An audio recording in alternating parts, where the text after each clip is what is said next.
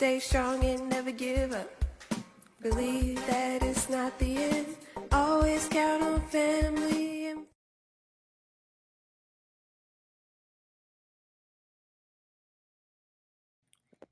Maayong buntag mga idol.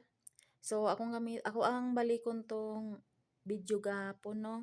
Kay naay nag-comment ba nga hinay daw kayo ang ako ang tingog or mahina ang boses ko no.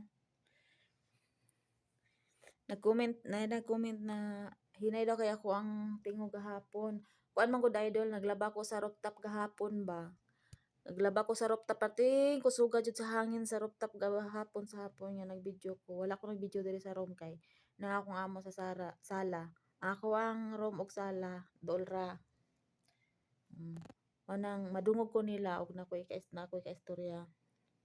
Diri ko nag video karon kay akong alaga raman nga may diri isa akong kauban kay nama sila klase. Ako ang video gahapon.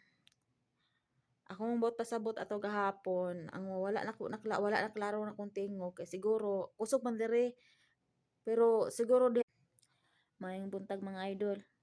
Ini akong video karon mo ni ako ang mga giingon sa inyo nga i-upload na ko ni nga video ni mga evidence na gipasa nako sa ako ang amo para ma-aware pod ang mga bag-ong mga kasambahay karon nga labi na ng mga baguhan pa para naamoy mga kanang mga sana tips para dili mo makuan abot sa panahon na bisag unsa ka maayo sa nga ang amo kanang nadyo nay panahon na naay magsulsol sa ilaha ba like ano sa akong naagian karon nga 8 years na ko diri sa ako ang amo karon pa ni nahitabo sa ako nga giingnan ko nga gikulatan ako ihang anak.